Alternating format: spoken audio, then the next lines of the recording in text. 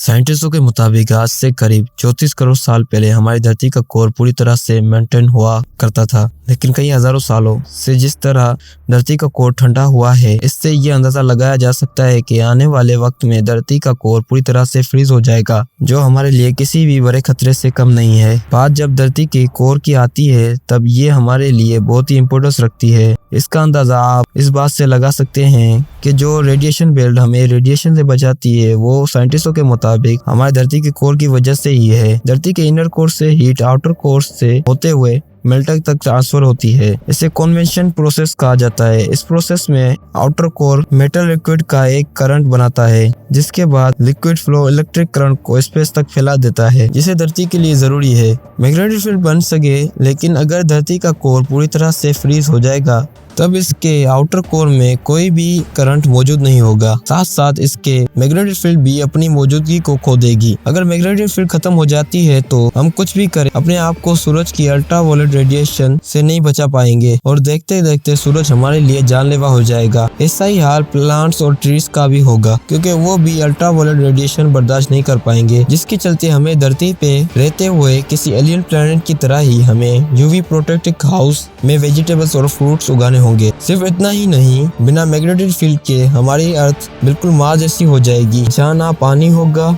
और ना ही एटमॉस्फेयर। अगर आप सोच रहे हो कि इस खतरे की सिचुएशन से बचने के लिए आप स्पेसशिप में बैठकर सोलर सिस्टम के किसी और प्लैनेट्स में चले जाओगे, तो आपका सोचना बिल्कुल गलत है, क्योंकि दूसरे प्लैनेट्स की कंडीशन भी हमारे धरती की तरह ही रहेगी, जिसकी वजह से हमें अर्थ को पहले की तरह करने के लिए अपने दिमाग को फुल यूज करके धरती की कोर को फिर से गर्म करना होगा। अब सवाल ये आता है कि ऐसा पॉसिबल है? वेल, ऐसा बिल्कुल पॉसिबल हो सकता है, मगर इससे पहले हमें ये जानना जरूरी है कि आखिर फ्रीज होने से पहले धरती का कोर हॉट कैसे बना था। वेल, इसके 3 रीजन थे, जिसका पहला रीजन है धरती के फॉर्मेशन के बाद बचने वाली हीट। दरअसल एक वक्त में धरती के टाइनी कोर से हुआ करती थी, अपने आप में ज्यादा से ज्यादा मटेरियल जमा करते करते बड़ी होती गई, और जब भी बढ़ती हुई धरती में कोई नया मटेरियल ऐड होता था, तब इससे बहुत सी ज्यादा हीट जनरेट होती थी, जो कि कोर में फंस कर रह जाती थी। अगर दूसरे रीजन को देखें, तो इसके हिसाब से धरती के पास फ्रिक्शन हीट नाम का एक अपना ठोस हीनम टेम्परेचर होता था,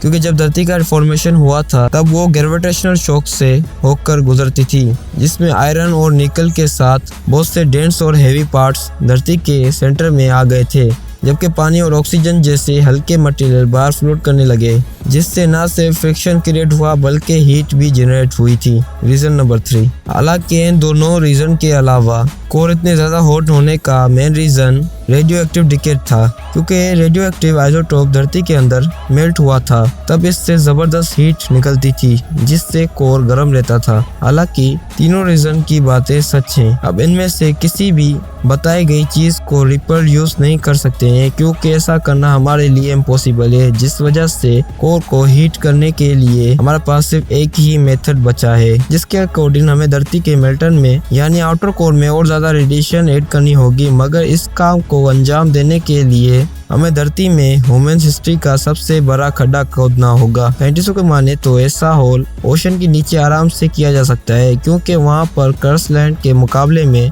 ज्यादा पतला होता है। वैसे तो ऐसा होल बहुत ही मुश्किल है, मगर किसी तरह से अगर ह्यूमंस ऐसा कर पाए, तो ये हमारे लिए किसी बड़ी सक्सेस से कम नहीं होगा, क्योंकि इसके बाद हमें मेटल को बहुत सारे पोटेशियम, सीरियम और थोरियम से भरना होगा, जिसके बाद ये एलिमेंट्स मेटल के अंदर डिके होकर बहुत सारी हीट जनरेट कर पाएंगे। पर इसमें दिक्कत ये भी है कि इस मेथड के बाद रेडियो एक्टिव डिके से निकली सारी हीट आउटर कोर और इनर कोर में ना जाकर मेटल में ही रह जाती है, जिससे हमारी धरती की मैग्नेटिक फील्ड क्रिएट नहीं होगी। जिसके बाद इस मैग्नेटिक फील्ड को क्रिएट करने के लिए धरती के आउटर कोर को मेल्ट करना होगा।